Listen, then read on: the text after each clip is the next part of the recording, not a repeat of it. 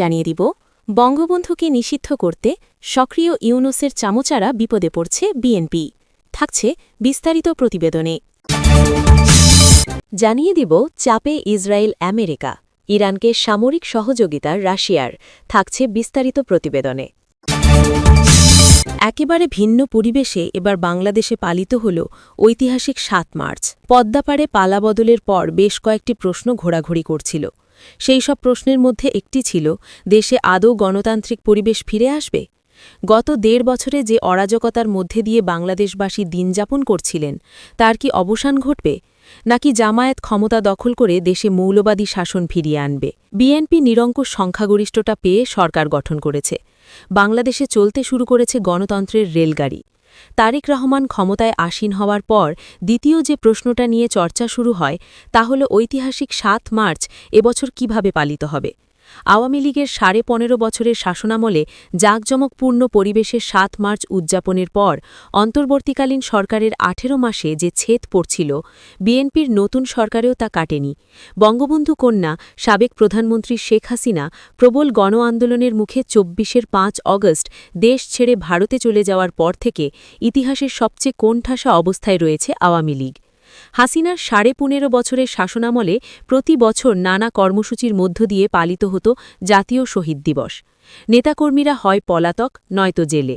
ক্ষমতা হারানোর পর থেকে আওয়ামী লীগের দলীয় কর্মকাণ্ড ফেসবুকেই সীমাবদ্ধ। ৭ মার্চ ঘিরেও এর ব্যতিক্রম দেখা যায়নি। এবারের সংগ্রাম আমাদের মুক্তির সংগ্রাম, এবারের সংগ্রাম স্বাধীনতার সংগ্রাম। এরপর ২৫শে মার্চ পাকিস্তানি বাহিনী আক্রমণ শুরু করলে বঙ্গবন্ধুর নির্দেশিত পথে শুরু হয় মুক্তিযুদ্ধ। গোপনে নয়, প্রকাশ্যেই তারা বঙ্গবন্ধুর নামে জয়ধ্বনিও দিচ্ছে। তবে কোনো প্রান্ত থেকে বিক্ষিপ্ত ঘটনার খবর পাওয়া গিয়েছে। রাজধানীর চানখারপুল মোড়ে বঙ্গবন্ধুর ঐতিহাসিক ৭ মার্চের ভাষণ সাউন্ড বক্সে বাজানোয় ঢাকা বিশ্ববিদ্যালয়ের প্রাক্তন এক ছাত্রলীগ নেতাসহ দুজনকে আটক করেছে শাহবাগ থানার পুলিশ। ঘটনাটি ঘটে শনিবার দুপুরে।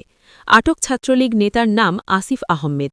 তিনি ঢাকা বিশ্ববিদ্যালয়ের পদার্থবিজ্ঞানের বিভাগের ২০১৮-১৯ শিক্ষাবর্ষের শিক্ষার্থী এবং শহীদুল্লাহ হলের ছাত্রলীগের কর্মসংস্থান সম্পাদক ছিলেন। ২০২৪ সালের ১৫ই জুলাই শিক্ষার্থীদের ওপর হামলার ঘটনার সময় তিনিও ছাত্রলীগের সঙ্গে ছিলেন। তাদের আটকের বিষয়ে শাহবাগ থানার ভারপ্রাপ্ত কর্মকর্তা মোহাম্মদ মনিরুজ্জামান জানিয়েছেন, ওটা বঙ্গবন্ধুর ৭ মার্চের ভাষণ বাজাচ্ছিল, এটা তো নিষিদ্ধ, এর জন্য নিয়ে আসা হয়েছে। মধ্যপ্রাচ্যের যুদ্ধের দ্রুত নিষ্পত্তি হবে বলে কেউ মনে করছে না। আমেরিকার সঙ্গে পাল্লা দিয়ে লড়াই চালিয়ে যাচ্ছে ইরান। এই যুদ্ধ শুরু হওয়ার পর থেকে একটা প্রশ্ন কিন্তু আন্তর্জাতিক মহলে ঘুরপাক খাচ্ছিল। ইরান কি একাই লড়াই চালিয়ে যাচ্ছে? তার পাশে কি কোনো দেশ নেই? সময় যত গড়িয়েছে, যুদ্ধের খাত যত গভীর হয়েছে, ততই স্পষ্ট হচ্ছে তেহরানের পাশে কারা রয়েছে। যেসব দেশ আমেরিকার দাদাগিরি কোনো মতেই মেনে নিতে পারেনি কোনো কালেই, এই যুদ্ধে তারা এখন ইরানের পাশে এসে দাঁড়িয়েছে। ইরানের পররাষ্ট্রমন্ত্রী আব্বাস আরাগাচি এনবিসিকে দেওয়া সাক্ষাৎকারে সেটা জানিয়েও দিয়েছেন। ইরানের পররাষ্ট্রমন্ত্রীর কাছে জানতে চাওয়া হয়, রাশিয়া কি ইরানকে মার্কিন লক্ষ্যবস্তু খুঁজে পেতে সাহায্য করছে? এই প্রশ্নের উত্তরে পররাষ্ট্রমন্ত্রী বলেন, তার কাছে এই বিষয়ে বিস্তারিত সামরিক তথ্য নেই, কিন্তু দুই দেশের মধ্যে সম্পর্ক অতি শক্তিশালী।